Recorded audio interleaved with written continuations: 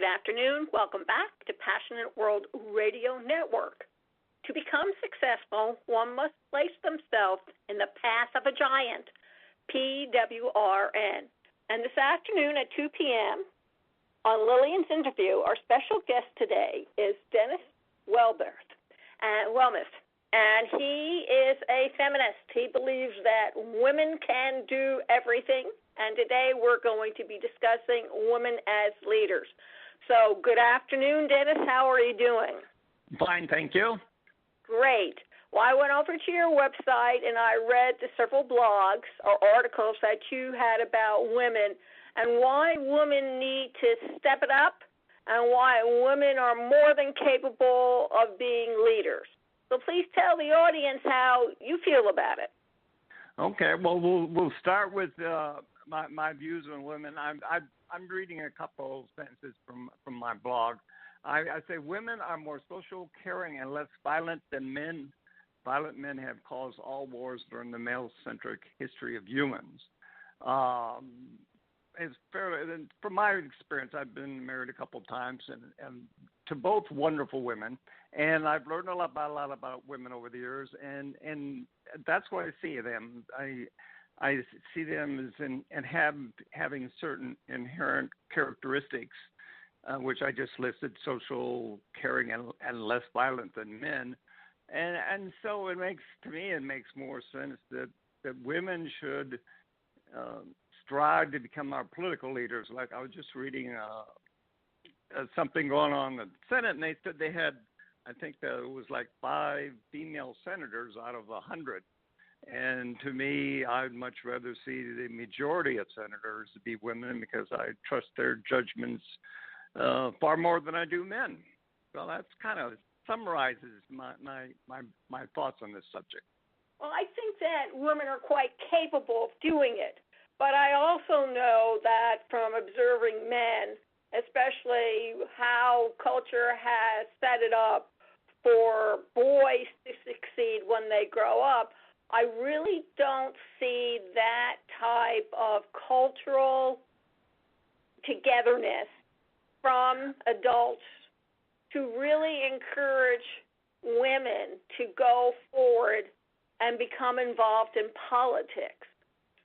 I would say I agree with what you're saying. And so what we need is to have a change in position by women. And right now, I think we're in an unusual point in history. In this country, starting with my generation and the current generation, women have increasingly increased their presence in the workforce. So we have actually at this point millions of highly qualified, highly educated women. And this has changed in the past 50 years. We have the women lots of women who are capable of leading our country. So it's just a matter of convincing them, like you said, and it's not a matter of the culture changing as much as women changing the culture. So what I say in another part of this blog is that women they're not going to, if you ask the men or ask the culture that we want to be equal in the fact that we want to be running the country, that's not going to happen. What I'm saying is to women, you need to go out there, get in politics at the local, state, and national level, and you have to start winning elections. So someday, instead of having 5 senators out of 100, you say you have 55 senators or women senators. Then you have the power, and you have to get that power through the political process. In other words, run for office. As a woman, you have half the population already on your side. You need a few more of us men, and then you can get in office. So I'm saying to women, it's not asking to be equal or asking to lead the country. I'm saying you need to take it. And in a democratic society, taking it means getting elected to political office. And I think, too, in addition to this, if if you take a look of how women were treated during the different wars, when the men went out to wars, it was the women who took up the slack, who performed their jobs, who learned new jobs, and were quite competent and almost, competitive. And yet when the men came back from war, what did they do? They tried to put Pandora back into her box, but you can't do that anymore. I would say, okay, right after war in the 50s, they were probably fairly successful at that. But starting, I would say, in the 60s, which when I graduated from college and my wife graduated from college, things changed. We started having a lot of women who, my wife is a good example. She wanted to be in the news business. And so she actually, her first job, she volunteered to work for free for a radio station, again, at the news business.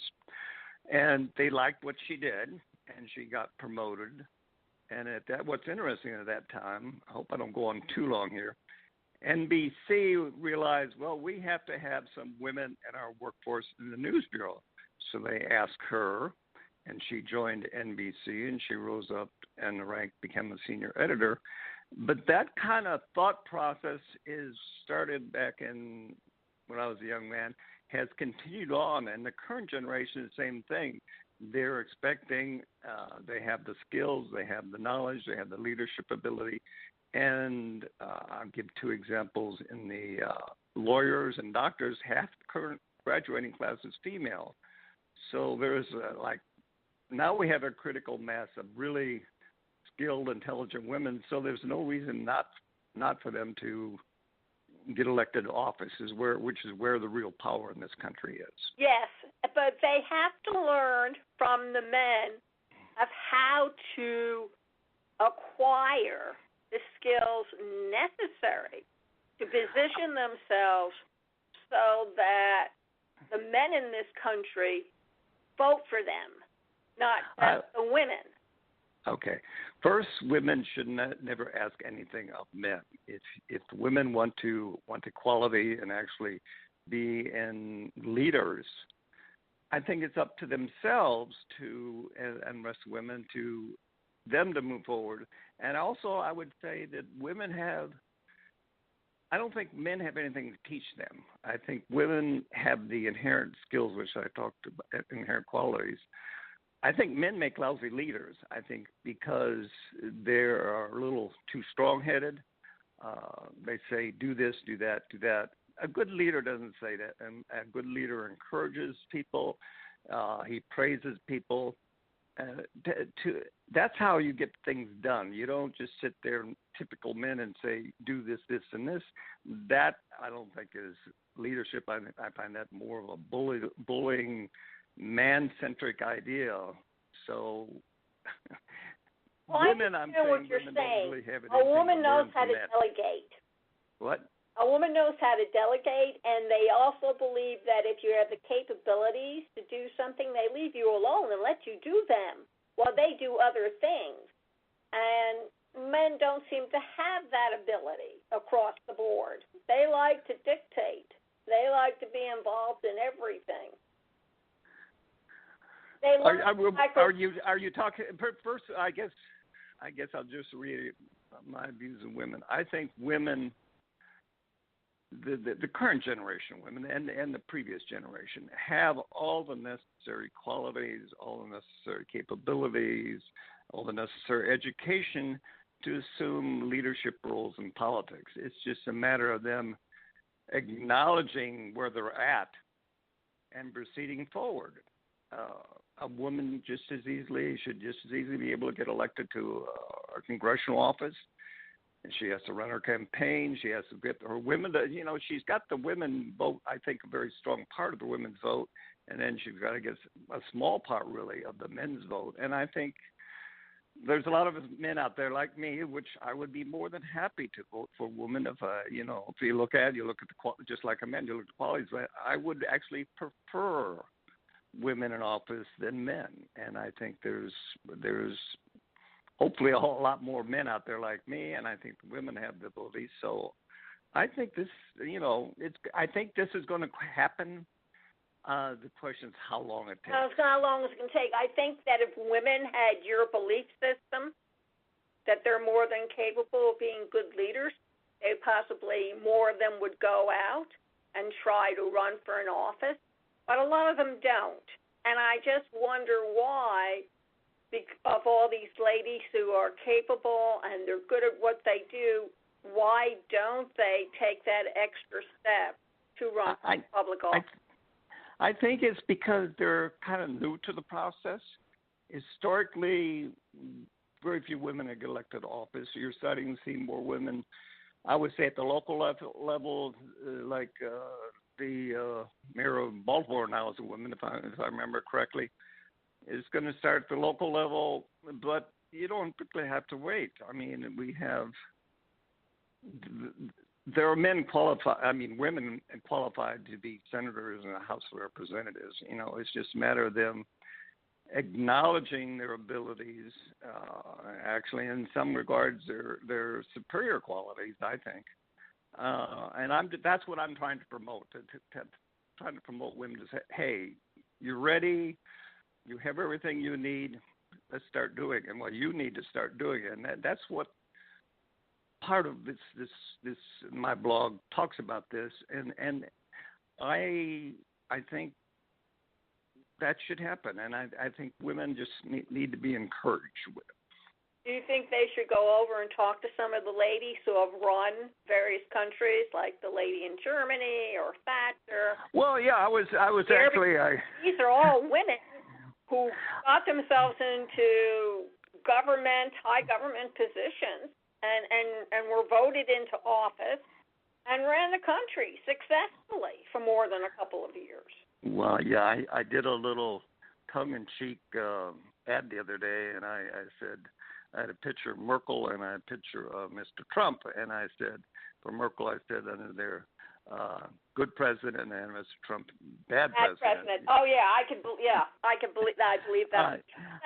So yes, I think Merkel is probably worldwide the shining example.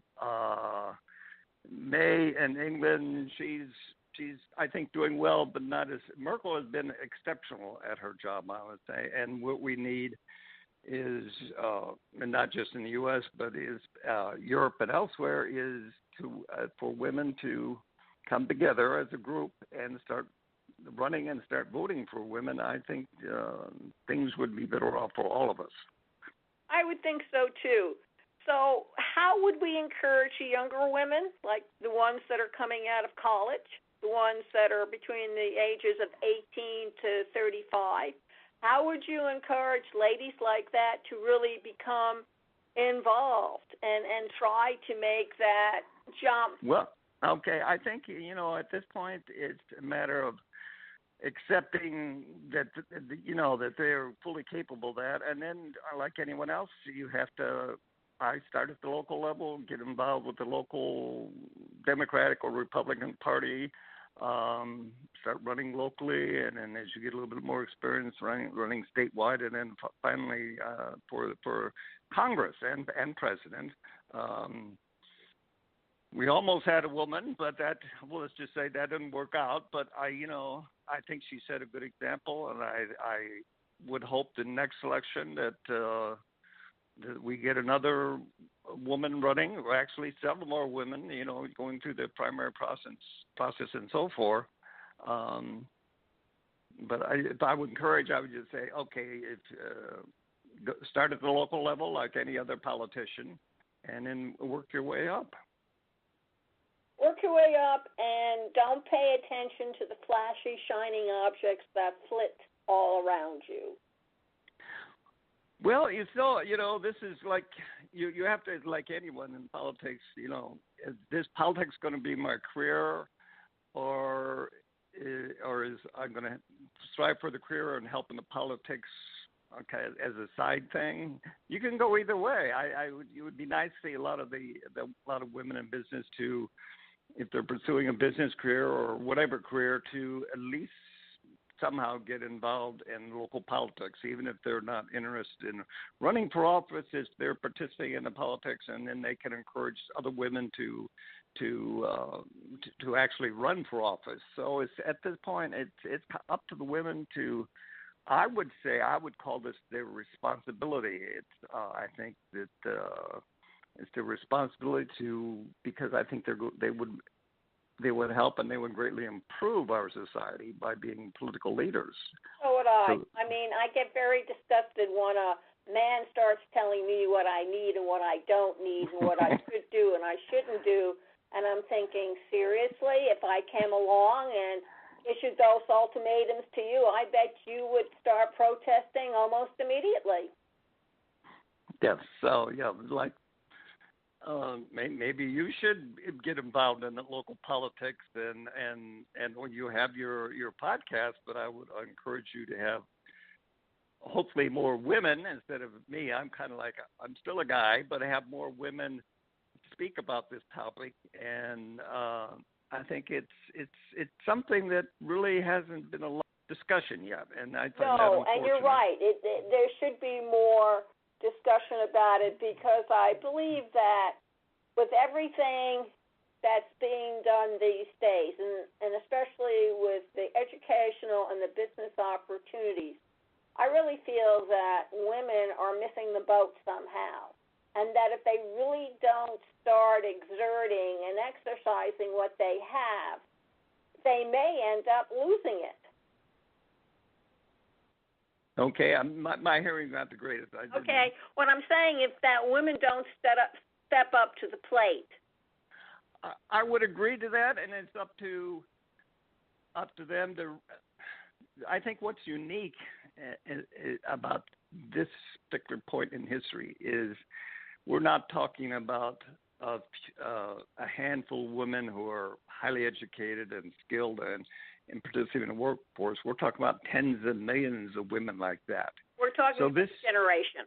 Yeah, it's a new generation, and what women have now that they didn't have even 50 years is the number. So they have the numbers, and women in the business world and everyone else are starting to, like I said before, in the legal and the medical world, at some point they will have at least half of the positions, and and as time goes along, they'll wind up in the law profession. They'll wind up being partners, and partners in law firms, and in the same way in businesses. We're starting to see there's still a limited number, but there are women being CEOs of major corporations.